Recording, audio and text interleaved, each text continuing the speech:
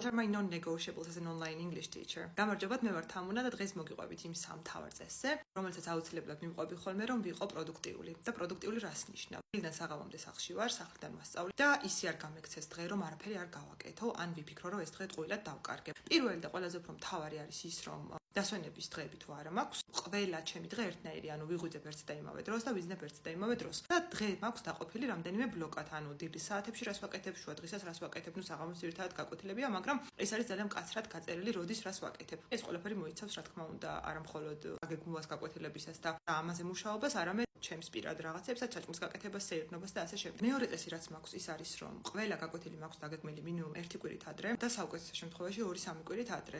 ეს მეხმარება იმაში, რომ არ დავისტრესო, ვიცოდე რომ რაღაცეები გაკეთებული მაქვს და მოსწრებაზე არ ვიქნები. ყველაზე უფრო სტრესული არის ჩემს, როდესაც 2-3 დღე მაქვს დარჩენილი გაკვეთილამდე და ყველაზე უარესი წინა დღეს თუ მაქვს დასაგეგმო, იმიტომ რომ ვისაც ერთხელ მაინც უსწავლებია, იცის შრომა არის გაკვეთილის მიღმა.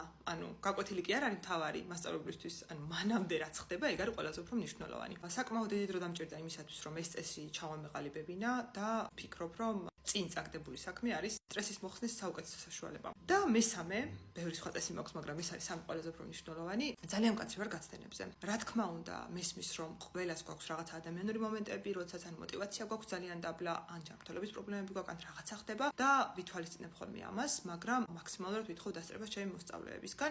შევიმუშავე ეს წესი, რომ თუ მიცდენენ თვეში ერთს მხოლოდ ეს არ ანაზღაურდება, მაგრამ თუ ერთზე მეტია გაცდენა, ჩვეულებრივ ვიღებ იმ თანხას, იმიტომ რომ ეს არის საუკეთესო მოტივაცია მოსწავლისთვის, რომ დაისწროს. და მე თვითონაც თუ რაიმე განსაკუთრებული არ ხდება, გაკვეთილს არ ვაცდენ. გამიზიარეთ თქვენი აზრი, თუ მუშაობთ ონლაინ და როგორ ცდილობთ, რომ შეინარჩუნოთ პროდუქტიულობა. What are your non-negotiables?